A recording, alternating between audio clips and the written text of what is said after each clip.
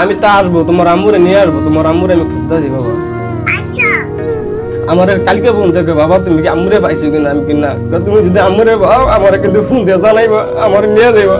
আমার একটাই কথা, আমি কিন্তু একটা রাইতে ভালো থাকতে পারি না তোমার ছাড়া, তুমি আয় পড়ো, যেখানে থাকো তুমি ফিরে আসো। একটা কোম্পানিতে আমি জব করতাম, মার্কেটিং ম্যানেজার। ও হঠাৎ করে চাকরির জন্য গেছিল, চাকরির জন্য যাওয়ার পরে ওনাকে কেউ চাকরি দেয় নাই। তা আমি ওনার প্রতি মায়া লেগে ওনাকে আমি জবটা দিয়েছি। জবটা দেওয়ার পরে একসাথে কাজ করি, পরে হয়তো ওনার প্রতি আমার মায়া লেগে গেছে বা ভালো লাগছে দুজনের ভিতরে। যা লাগার পরে আমাদের সম্পর্ক মাত্র 1 মাস 15 দিন, 1 মাস 15 দিন সম্পর্ক।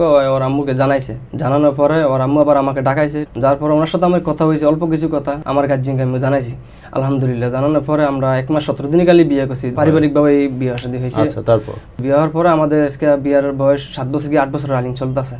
অনেক সুন্দর জীবন আমাদের। আমার একটা ছেলে আছে, 5 বছর। আমার শাশুড়ি মারা গেছে আবার এই রমজান মাসে। পরে আমার শাশুড়ি আমার বাড়িতে নিয়ে আমি কবর দিছি।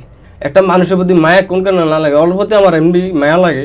মানে এটা এতিম মানুষ, মা নাই, এখন বর্তমানে মা নাই, বাপও নাই। ওর মায়া আমার তুলে দিয়ে গেছে যে আমার মেয়েটা তুমি দিই কারে, এই কারণে ওর প্রতি বেশি মায়া। ওর ছাড়া থাকতে পারি না আমি। মানে ওরা আমি বাইক ফাড়াইলেও আমার মার কাছে যদি বেড়াইতে পারি, আমি মারে লজ্জা ভাইকে কই মা আমার ওর ভালো লাগে না, ওরা পাঠিয়ে দেন। আমার মায় পাঠিয়ে দেয়, জানো তো আমি থাকতে পারি না। শাশুড়ি মারা গেছে, ওর নামে টাকা রেখে গেছে। টাকা রেখে যাওয়ার পরে মানে মরণ মানুষের টাকা উঠাতে খুব ভেজাল হয়ে যায়, কষ্ট হয়ে যায়। ওরে পাঠাইছি ব্যাংকে, ও একজন ধরে গেছে, মানে ওর এক সারা নিয়ে ধরে গেছে। ওই সারে কি করে ওনার কাজ সাইরা উনি আয় পরে ওর কাজটা করে না। এমনি 15-20 দিন গেছে, আমার মনের সন্দেহ লেগে গেছে। কি রে আমি আমার বুড়ে পাড়ে কোনো কাজও না। ওই দিন আমি জিদ করে গেছি, যাওয়ার পরে আমি দেখি অভিষেক কোনো কাজই হয় না। লাস্ট টাইমে আসার সময় ওরে কিছু গালমন্দ আমি কষি এবং বাসায় মাইদুর কষি। আমি সন্দেহ করেছিলেন যে কোনো বাইরে কিছু করতেছে ব্যাংকে টাকা উঠা থেকে? হ্যাঁ, আমি এরকম সন্দেহ করছি। ঠিক আছে, আমার পোলাটার অবস্থা খুব খারাপ, আমার ছেলেটার অবস্থা খুব খারাপ। আমার ছেলেটার এই জায়গায় টনসিল হয়েছে, আবার টনসিলের ভিতরে জানি কি একটা হয়েছে। ঢাকা মেডিকেল ফাটার পরে ওরে ডাইরেক্ট বলছে ওরা অপারেশন করতে হবে। অবস্থা এত খারাপ, মানে এগুলো রোগ ভাইসে গেছে। তো ওরা অপারেশন করতে হবে, যাক আমরা ভর্তি নিয়ে নিছি ঢাকা মেডিকেল। অপারেশন করে বাড়িতে আনছি, দুজন সুন্দরভাবে ঘুমাইছি, খাওয়া দাওয়া করছি। খাওয়া দাওয়া করার পর আমি 1টা পর্যন্ত মোবাইল টিপছি। 1টা পর্যন্ত মোবাইল টিপার পরে আমি 1টার দিকে ঘুমাই গেছি। ওটা দিয়ে যে নাই, তো ওই টাইমে আমার মাথা লাগে ঠাড়া পড়ে গেল। মানে আমি আর ওকে পাই না অনেক খোঁজাখুঁজি পরে বাচ্চা রেখে চলে গেছে। হ্যাঁ, বাচ্চা আর আমি আমার ঘরেই, আমার ঘরে বাইরে দিয়ে চিটকারি লেগে চলে গেছে। গেছে মাসে 22 তারিখে চলে গেছে, মানে ঈদের আগে চলে গেছে। আমরা 4 মেয়ে বিয়ে করছি। আমার আর ভিতরে এত দুষ্টামি, মানে বলার মতো নয়, ভাষা আমি বুঝে দিন। আল্লাহর কাছে আমি লাখের শুকরিয়া যে এরকম একটা বউ পাইছি। মানে যে কি কারণে চলে গেছে, আমার এটাই দোষটা যে আমাদের এত মিলের ভিতরে তুমি কিভাবে চলে গেলে।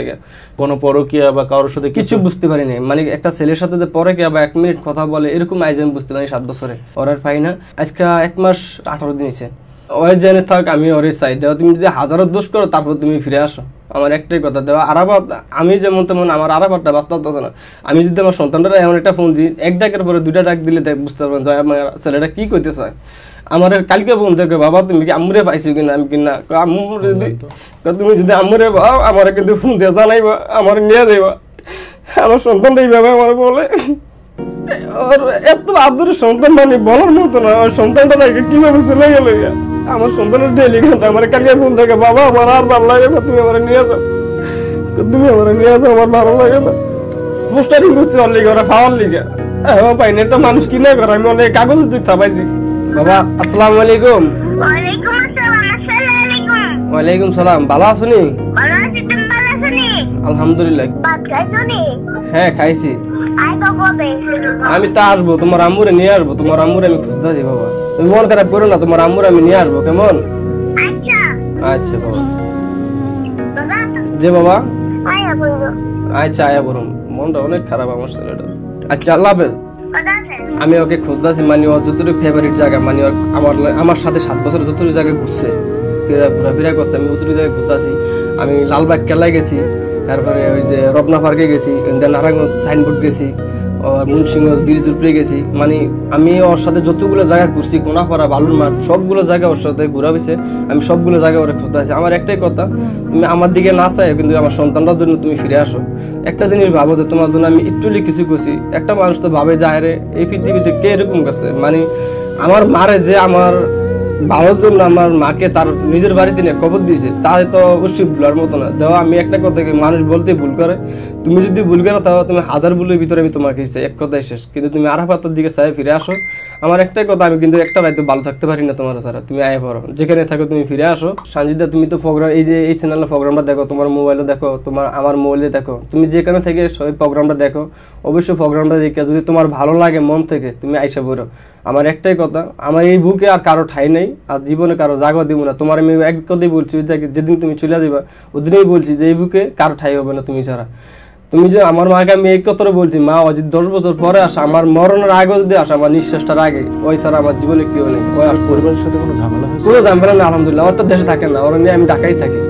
আরো বেশিটা মায়া লাগে, মানে আমার ফ্যামিলিতে আমার আপন ভাই এত করো না, ওই ফ্যামিলিটা যেন যা করে গেছে, মানে অনেক কষ্ট, মানে বলার মতো না, ওরা বাসায় বুঝাতে পারবো না আমি। তো আমার এই কারণে আমার ওর প্রতি বিষয়টা মায়া। কিন্তু আমি ওরা মাসি এডি করি, আসলে সংসারের জীবনে মানুষ অনেক কিছু হয়, কিন্তু আমি তোমার সঙ্গে মাসি যদি এই মায়ের কারণে যাও, ক্ষমা চাই তোমার কাছে, তোমার দূরে ক্ষমা চাই, তোমার আয়ে পরে তোমার দূরে ক্ষমা চাবো। কিন্তু আমার এই মায়ের কারণে গেলে আর যদি তুমি কোনো পরে কে যাও, নিজের সন্তান থেকে নিজের সংসার থেকে অন্য জায়গায় কোনো সুখ হয় না। যে তোমার আমার সাথে বলবো যে বেশি ভালোবাসে, সে তোমার দেওয়ার জন্য ভালোবাসবো, অন্য কোনো কারণে নেই কেন। আপনি যেখানেই থাকেন আপনার সন্তান এবং স্বামীর কাছে ফিরে আসার চেষ্টা করেন। আমি জানি না, এখানে হয়তো অনেক কিছুই উনি বলছেন না বা বলার মতো অবস্থায় নাই। আপনাকে খুব করুণভাবে, আপনাকে খুব অন্যভাবে খুঁজতেছে উনি। আপনি তাদের ডাকে সাড়া দেন, বিশেষ করে বাচ্চা আছে আপনার, এমন বাচ্চাকে রেখে দূরে থাকাও কষ্টকর। আমি বুঝতে পারছি আপনি তো বিনা কারণেই যান না, এবং আপনার যত প্রশংসা আপনার স্বামী করছিলেন, নিশ্চয়ই আপনি ভালো একজন মেয়ে। যদি আপনার কোনো ভুলভ্রান্তি বা কোনো প্রবলেম থেকেও থাকে, আপনি এসে আপনার স্বামীর সাথে কথা বলুন। আমাদের অনুরোধ থাকবে আপনি ফিরে আসুন। আপনার মতো মেয়ে এভাবে বাইরে থাকাটা, এভাবে চলে যাওয়াটা মানায় না। আপনার বাবা নাই, আপনার মা নাই, আপনার পরিবারের তেমন কেউই নাই। আমার শাশুড়ি নিয়ে আমি আমার বাড়িতে কবর দিয়েছি, আমি ওর অনেক ভালোবাসি, বুঝাতে পারি না আমি আইসে ওরা যে আমি কত ভালোবাসি, ওই কেন বুঝে না। আমার এক কথা, যদি তোমার কিছু বলার থাকে তুমি বলতে পারো, কিন্তু যদি আমাকে না বলতে পারো সরাসরি, দরকার এই বিষয়ে আইসা ভাইয়ের মাধ্যমে বলো, আমার ডাকাইবো, আমি আবার আসবো, কোনো সমস্যা নেই। তুমি এইভাবে সহযোগিতা নিতে পারো। তারপর যদি তুমি নিজে না বলতে পারো, আমার কাছে মনে হচ্ছে আপনার কিছু বলার আছে, আপনি আমাদের সাথে যোগাযোগ করুন। আমাদের ফেসবুক পেজের উপরের দিকে এই হোয়াটসঅ্যাপ নাম্বার দেওয়া আছে 01707082470, এই নাম্বার আপনি যোগাযোগ করুন। আপনি আমাদের কাছে আসুন, আমাদের সাথে কথা বলেন। দরকার হলে আপনাকে নিয়ে আমরা আলাদাভাবে এগুলো অন এয়ার করবো না, জাস্ট আপনার সাথে কথা বলে আপনার কথাটা শুনবো, প্লাস আপনার স্বামীকে ডেকে আপনাদের ব্যাপারটা কিভাবে মীমাংসা করা যায়, কিভাবে আপনার জন্য ভালো পরিবেশ তৈরি করা যায় সেই চেষ্টাটা করব। কারণ বারবারই আপনার স্বামী বলছিলেন যে আপনার স্বভাব চরিত্র এবং আপনার অনেক ভালো চরিত্র, একটা ভালো শিক্ষিত মেয়ে, পরিবারের জন্য আপনি যে অবদান রেখেছেন সেটা উনি বারবার করে বলছিল। আমার আপন ভাই এরকম করো না, আমার মারপেটের কোনো সন্তান এরকম করো না, যা করছে আমার ভাইয়ের জন্য, আমার মার জন্য, আমার জন্য। নিশ্চিতভাবে বলা যায় একজন স্বামী এভাবে প্রশংসা করছেন, অবশ্যই সেরকম কাজ আপনি দেখিয়েছেন বা করেছেন। আমার আব্বা অনেকে ঘুরে ঘুরে গেছে কামতে কামতে, এত আদর করে অনেক। আমার বাবাই তো ঘুরে ঘুরে গেছে, আমার বাবা 2 টাকা লাগে অনেক খুশ, কত অনেক খুশি আমার। আপনি দয়া করে আমাদের সাথে যোগাযোগ করুন। এই দেখেন এয়ারপোর্টে দিয়ে গেছে, মানে এটা দেখলে বোঝা যায় একটা মানুষ কত ভালো দেয় না। এটি সব ছবি, আমার ছবি, একটা মানুষ স্মৃতি থেকে যায়। এটি আমার বোনিয়া, মানে আমাদের 7 বছরের সংসার, দীর্ঘদিনের সংসার, অনেক চোখের সংসার, আমার বলার মতো না। আমার এত সংসার, সুন্দর সংসার, আমি খুব ভাগ্য করে পাইছি ওরে। এই অ্যালবামটা উনি তার স্বামীকে দিয়ে গেছেন, এটা আমার সাথেই রাখি সবসময়। যাওয়ার সময় এই অ্যালবামটা ওনাকে দিয়ে গেছেন। কোন অভিমানে কোথায় হারালেন মেম? ওই আমাকে থেকে সারা জীবনে ভালো থাকতে পারবো না, নিজে ঠকবো ইনশাল্লাহ। আমি কইলাম তো আইতে আমার সন্তানরা যেই মিলে কামতে ওর জন্য